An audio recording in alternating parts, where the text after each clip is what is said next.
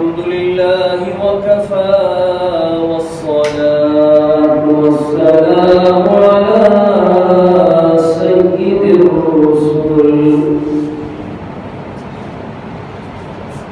والصلاة والسلام على سيد الرسل وخاتم الأنبياء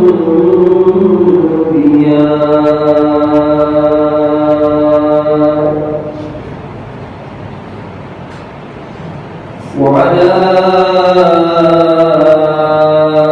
آله وأصحابه الأتقياء النجباء أما بعد فاستعيذوا بالله من الشيطان الرجيم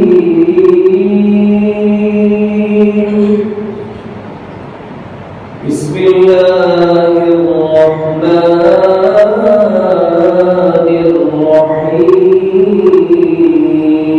الرحيم لا خير في كثير من نجواهم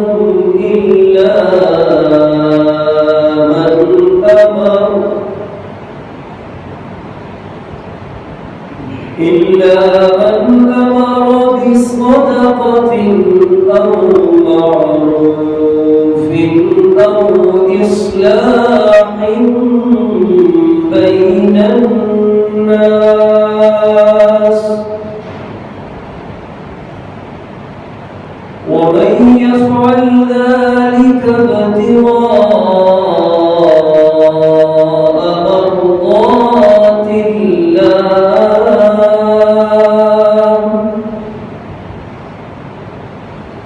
فسوف نؤتيه أجرا عظيما وقال الله تعالى في مقام آخر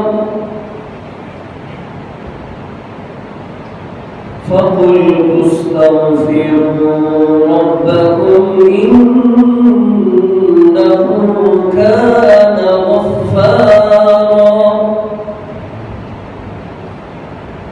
يرسل السماء عليكم مدرارا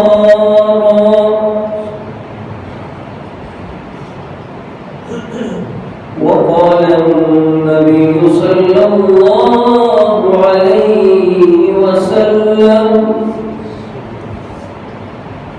الصوم لي وأنا أجزى به أو كما قال صلى الله عليه وسلم اللهم صل على محمد وعلى آل محمد كما صليت على إبراهيم وعلى آل إبراهيم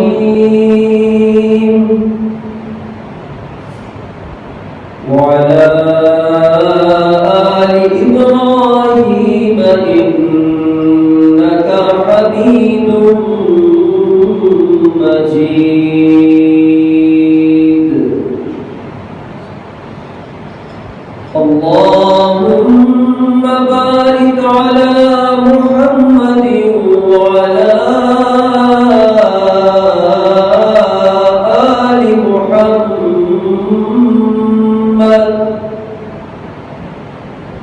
كما باركت على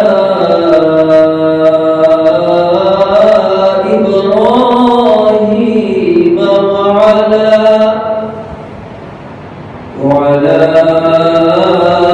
آل إبراهيم إنك حميد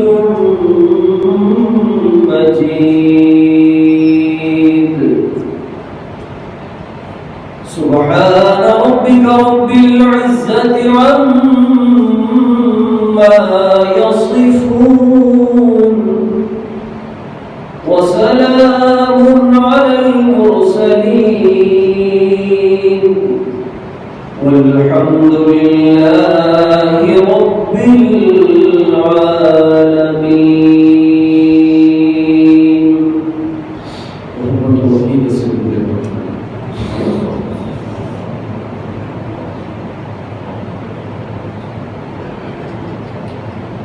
میرے انتہائی قابل اکرام و تکریم معزز بزرگوں، بھائیوں اور دوستوں، السلام علیکم ورحمۃ اللہ وبرکاتہ۔ اللہ سبحانہ و تعالی نے ہمیں موقع دیا ہے کہ اس کا مبارک مہینہ رمضان المبارک جس کا دوسرا عشرہ چل رہا ہے، اس کی رحمتوں اور برکتوں کو سمیٹ لے۔ اللہ رب العزت نے ہمارے لیے رحمتیں اور برکتیں لینے کے لیے ہر طرح کے اسباب، ہر طرح کے وسائل اور ہر طرح کی آسانیاں اس ماہ مقدس میں فرما دی۔ ہمیں نیکی سے بھٹکانے والا شیطان، ہمیں اللہ رب العزت سے دور کرنے والا ابلیس ملعون اور اس کے سرکش چیلے اللہ تعالی نے زنجیروں اور بیڑیوں میں جکڑ دیے۔ اللہ سبحانہ و تعالی نے اس مبارک ماہ مقدس میں نہ صرف جنت کے سارے دروازوں کو کھول دیا ہے، بلکہ اس امت محمدیہ صلی اللہ علیہ وآلہ وسلم کے لیے جنت کو آراستہ اور پیراستہ فرما دیا۔ اسے ہمارے اعزاز کے لیے خوشبو کی دھونی دی گئی ہے اور جنت کے اندر ایک مخصوص دروازہ صرف روزہ داروں کے لیے کھول دیا ہے، جسے باب الریان کہا جاتا ہے، اور جو صرف روزہ داروں کے داخلے کے لیے مخصوص ہے۔ اللہ سبحانہ و تعالی نے اس ماہ مقدس کی شان میں ہمارے اعزاز کے لیے جہنم کے سارے دروازوں کو بند فرما دیا ہے،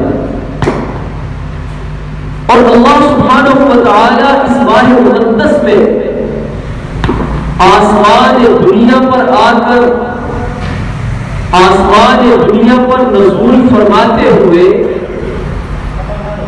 ہر روز یہ اعلان فرماتے ہیں کہ الا هل من مستغفر فاغفر له، کیا ہے کوئی مجھ سے مغفرت اور بخشش چاہنے والا؟ کیا ہے کوئی میرے بندوں میں مجھ سے معافی کا طلبگار کہ میں اس کی مغفرت اور بخشش فرما دوں، اس کو معاف فرما دوں؟ میرے بزرگوں اور بھائیوں، یہ مبارک عشرہ جو رمضان المبارک کے دوسرے 10 دن ہے، اسے مغفرت کے ساتھ موسوم کیا گیا ہے۔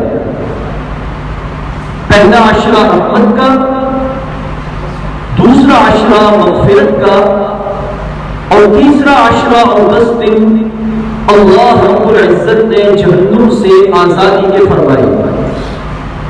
اس کا یہ مطلب نہیں ہے کہ اللہ رب العزت نے پہلے 10 دنوں میں رحمت کرنی ہے تو دوسرے 10 دن میں نہیں، اور اگر دوسرے 10 دن میں مغفرت ہے تو شاید تیسرے عشرے کے اندر نہیں، اور اگر تیسرے عشرے کو جہنم کی آزادی کا عشرہ قرار دیا تو شاید پہلے 20 دن ایسا کچھ نہیں، بلکہ اللہ رب العزت نے اپنی رحمت کو، مغفرت کو 30 دنوں میں محدود نہیں فرمایا. یہ رحمت ہم دوسرے عشرے میں بھی اللہ سے مانگے, اللہ سے آخری عشرے میں بھی مانگے, پہلے میں بھی مغفرت کو مانگ سکتے ہیں, دوسرے میں تیسرے عشرے میں بھی مغفرت کا سوال کر سکتے ہیں. اسی طرح جہنم سے آزادی اس پورے مہینے میں بھی اللہ سے مانگے, بلکہ پورا سال اور ساری زندگی مانگے.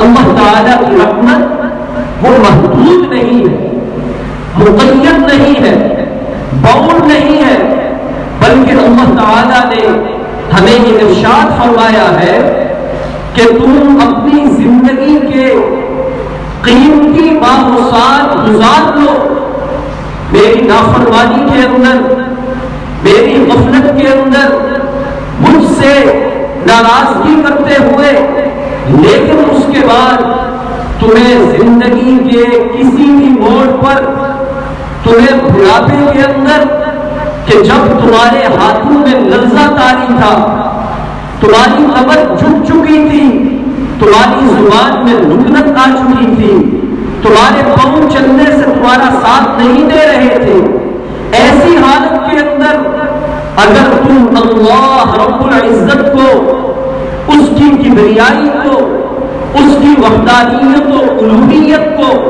اس کی شان اور بڑائی کے مطابق ایک مرتبہ ندامت کے ساتھ پکارتے ہوئے یا اللہ معافی کہو گے, اللہ فرماتے ہیں 70 ماؤں سے زیادہ محبت کرتے ہوئے, بھاگتے ہوئے لبیک کہوں گا کہ میرے بندے میں نے تجھے معاف کر دیا. اس کی رحمت تو ہمارا انتظار کرتی ہے. اس دوسرے عشرے کو معافی اور مغفرت کے ساتھ موصوف کیا گیا کہ اس میں اللہ رب العزت آسمانوں پر معافی کا نظام چلاتے ہیں, ہم انسانوں کو معاف کرتے ہیں. مغفرت کا معنی ہوتا ہے معافی. میرے بھائیوں, سوچنے کی بات یہ ہے, کیا معافی ہم اللہ رب العزت سے اس عشرے میں صرف لینے والے بنے, یا ہم اس مبارک عشرے کو جسے مغفرت و معافی کا عشرہ قرار دیا گیا, کیا ہم اس میں معاف کرنے والے بھی بنے؟ اللہ رب العزت کیا فرماتے ہیں, ارحموا من فی الارض یرحمکم من فی السماء, تم زمین والوں پر رحم کرو, آسمان والا تمہارے اوپر رحم کرے گا.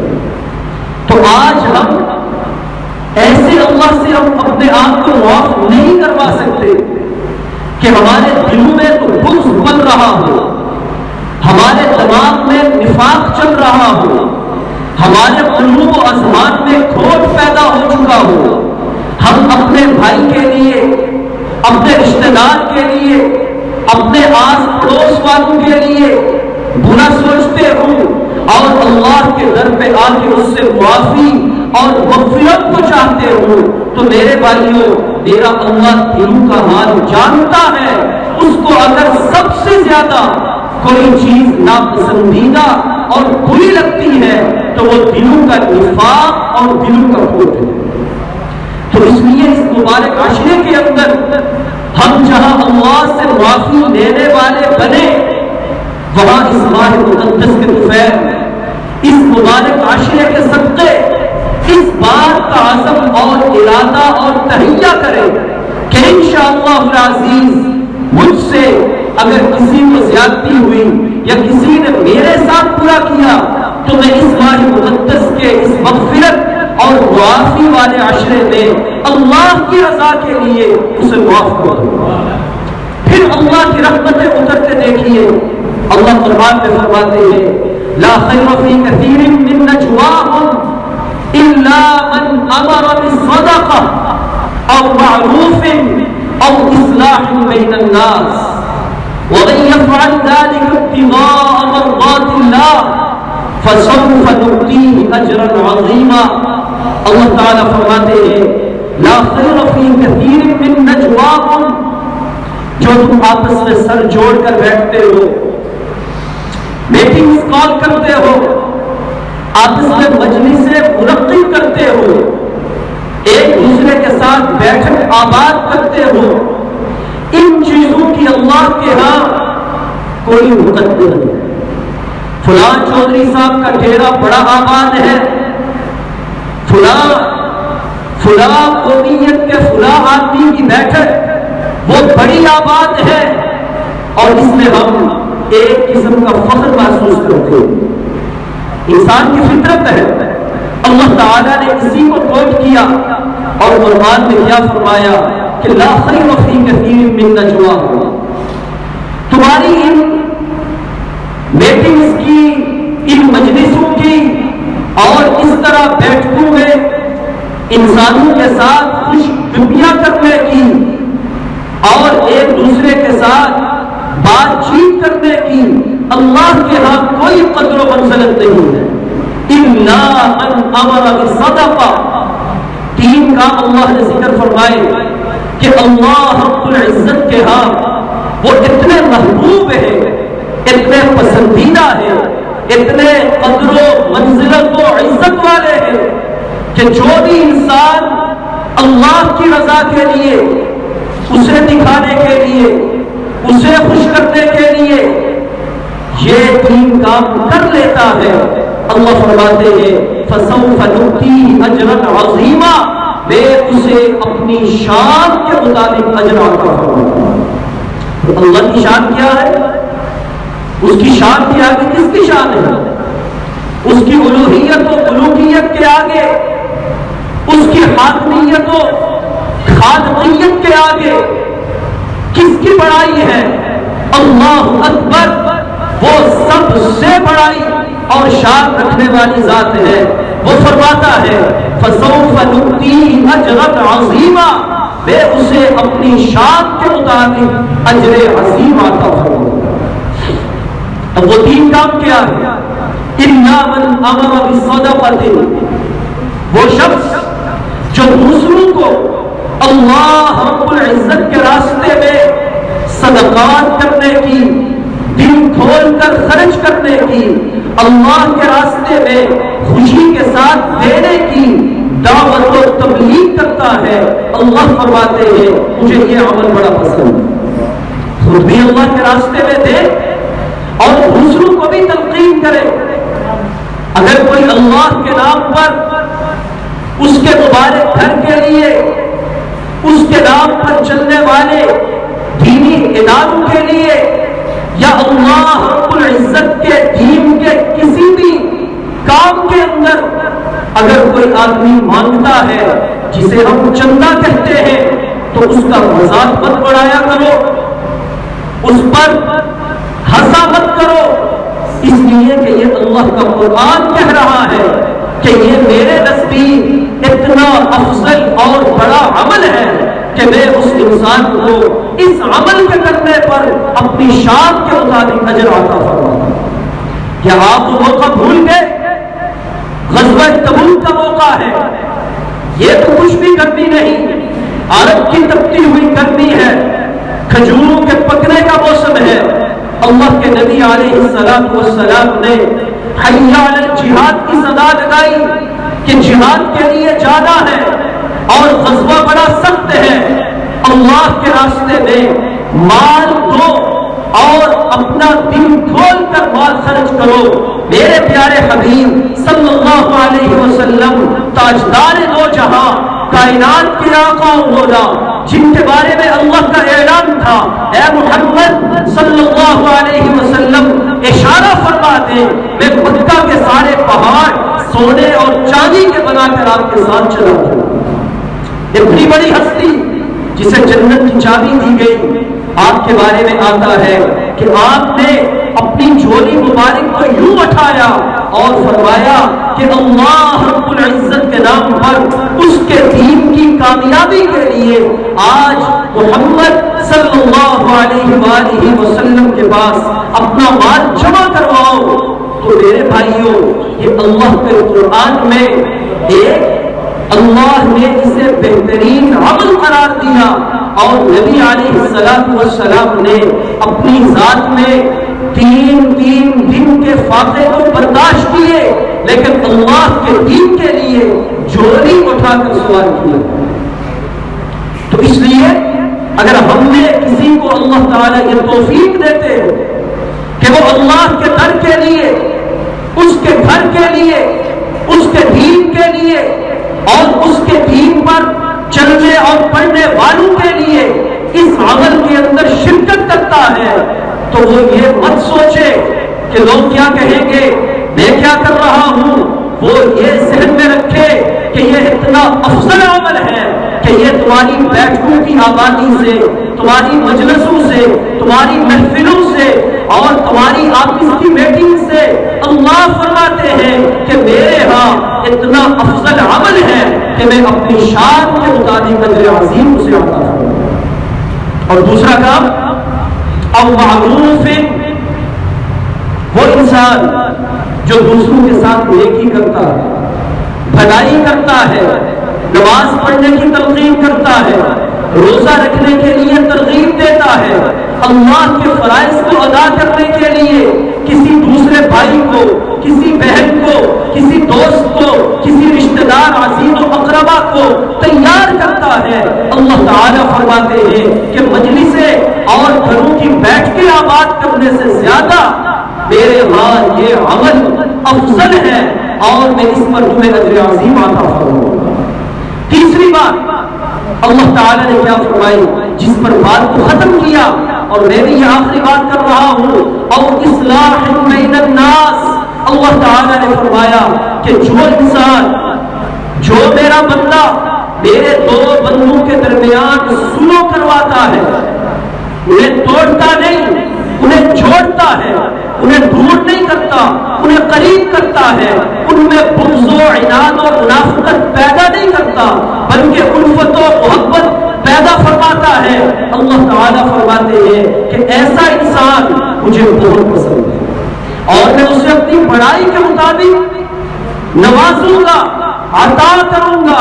میرے بھائیوں، معافی والا اشرا چل رہا ہے، ہم صرف معافی لینے والے نہ بنے بلکہ اس معافی دینے والے کو ہم پر رحم تب آئے گا جب ہم دلوں کو کھوٹ سے پاک کرتے ہوئے، نفاق و بغض سے پاک رکھتے ہوئے دو بندوں کے درمیان سلو بھی کریں گے، ان کو معاف بھی کریں گے۔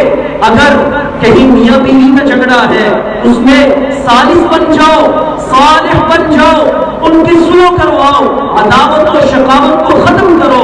اگر دو بھائیوں کا جھگڑا ہے، ان کے درمیان پڑ جاؤ اور ان میں سلو کرواؤ۔ اگر کہیں رشتہ داری کے ساتھ تمہاری کوئی نفرت آ گئی، اس ماہ مقدس کے طفیل، اس عشرے کی نسبت سے اس کو ختم فرماؤ، دل کھول کر انہیں اپنے سینے سے لگاؤ۔ پھر دیکھو اللہ رب العزت تمہارے دلوں کی دنیا کو کس طرح امن و سکون کا گہوارہ بناتا ہے اور کس طرح تمہیں راحت و سکون عطا فرماتا ہے۔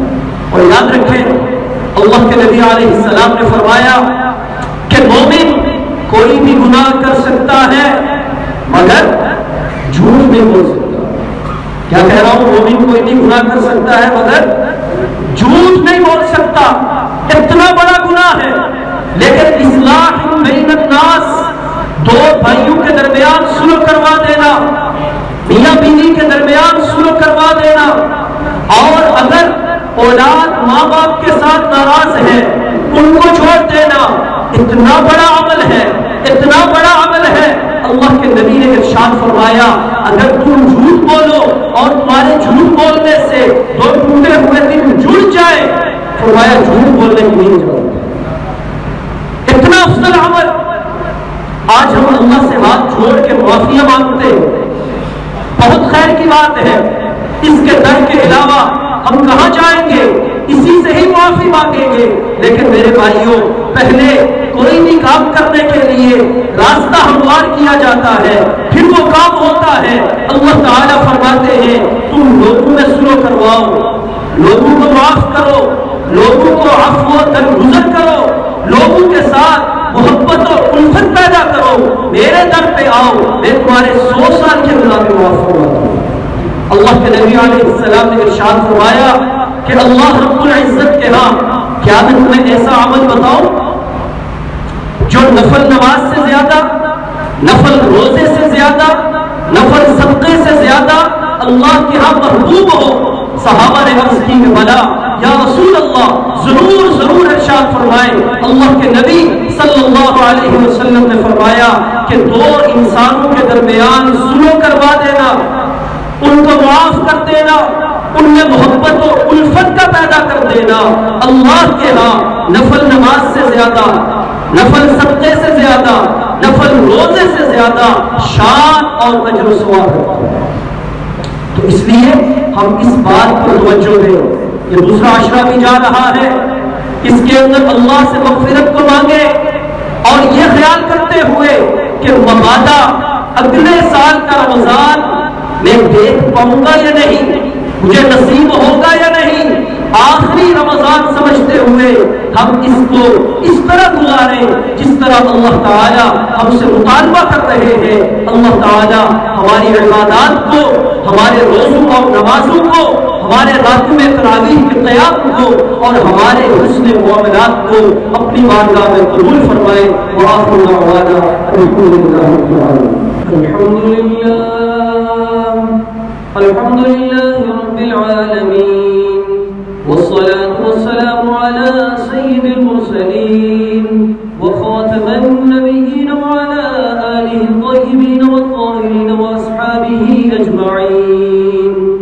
أما بعد، قال الله تعالى في القرآن الحكيم والفرقان المجيد: أعوذ بالله من الشيطان الرجيم.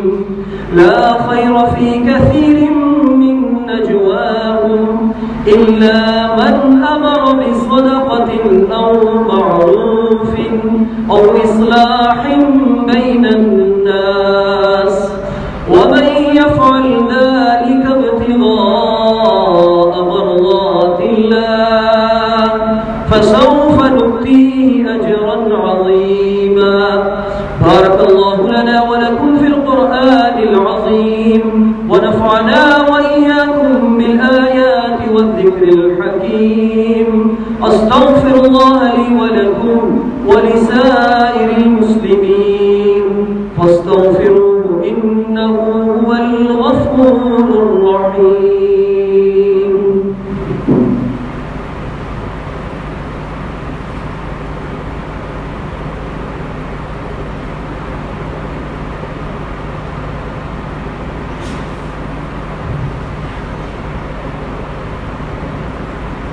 الحمد